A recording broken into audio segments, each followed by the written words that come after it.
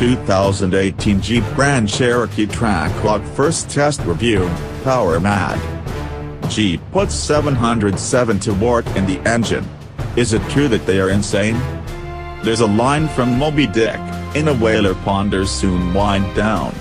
Cetaceans are wonderful animals, superb mammalian results of advancement. Magnificent, in the more established, appropriate feeling of the word. Furthermore, an existence spent in their interest, so filled was it with wonder, the whaler soon developed insusceptible to unsubduable energy.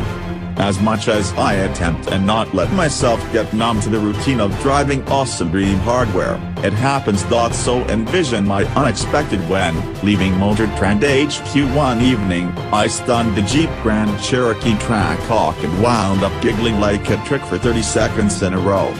Mind you, I just stunned the enormous, red Jeep for around 3 seconds, however that was sufficient to influence me to laugh and roar for 10 times as long. I wasn't in sport mode or track mode, and I wasn't utilizing dispatch control. As Jimi Hendrix would term it, I am experienced. Experienced with both intense and insane. The AMG 6x6 hops to mind, as does the Lamborghini Urus, the Lamborghini LMO02, the BMW X6M, and even a decent old Unimog. I've additionally determined various autos with 700 or more strength. Hell, I had a Dodge Charger Hellcat for a year. Up to this point, be that as it may, I'd never determined SUV with 700 or more torque. All things considered, live sufficiently long, and you'll see everything. Counting the new Jeep Grand Cherokee Trackhawk, the family SUV with a 707 to work 6.2-liter supercharged V8 in the engine. Insane? By outline. It's reviving, both by and professionally, to get humped over the head by something as totally crazy as the Trackhawk. In any case, is it any good? I had been in the Trackhawk's driver's seat for perhaps a moment and simply covered my correct foot. To gloat a bit, I've hit 171 miles per hour on the front straight of Big Willow in a Porsche 918 and hit 193 miles per hour on the Bonneville Salt in an AMG GTS. I'm utilized to enormous machines doing huge things. Be that as it may, none of them stimulated my amusing bone like this $100,960 Jeep. I haven't snickered about an auto like that since, I don't recollect. What's it feel like? All things considered, a portion of the snickers originate from how it dispatches the inverse of the Hellcat. Maybe not what you'd expect in light of the fact that the two vehicles brandish similar motors, same power, and about the similar torque, 645 versus 650 pounds-to-foot.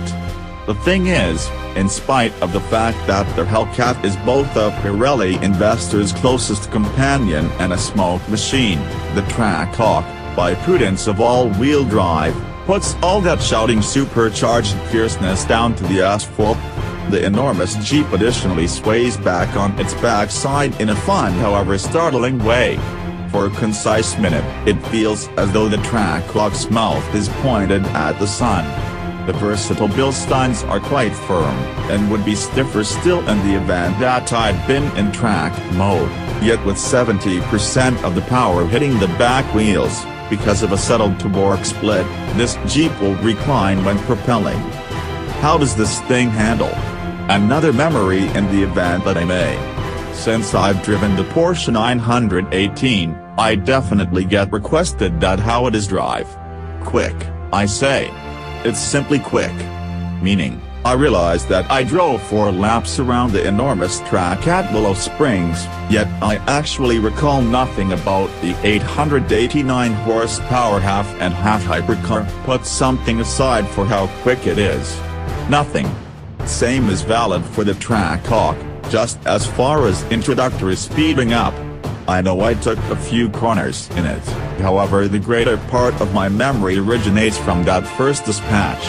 It's simply so ruthlessly speedy that I know I drove the Jeep forcefully on a thrilling street, yet I can't move beyond the anger of leaving from a dead stop. talking about which, the Trackhawk hit 60 miles per hour in 3.3 seconds in our testing, beating Jeep's asserted time of 3.5 seconds. The speediest we've at any point hit 60 miles per hour in Hellcat testing is 3.7 seconds, for both the Challenger and the Charger. Both were 8-speed cars. We've never tried a manual. For SUVs, the speediest to 60 miles per hour we tried before the Trackhawk were Tesla Model X, 3.2 seconds, the Bentley Bentayga, 3.5 seconds, the BMW X6M, 3.7 seconds, and the Mercedes-AMG GLE 63S Coupe 4MATIC, 3.9. Lamborghini is asserting 3.7 seconds to 60 miles per hour for the 650 horsepower Urus, however I think we'll see 3.4. Marking down the moment on to work of the Tesla, up until now, so useful for the Trackhawk. In any case, at this moment is as great a period as any to specify one little admonition. We measured the Trackhawk, and the outcomes aren't truly 5,448 pounds. That is a great deal of SUV. That AMG, for example, which coincidentally shares an indistinguishable underpinnings from the Trackhawk, the last leftovers of Daimler Chrysler, weighs about 100 pounds less, 5,359 pounds. The X6M comes in at a generally trim 5,187 pounds. All of which makes the Trackhawk speeding up substantially more insane. Yeah.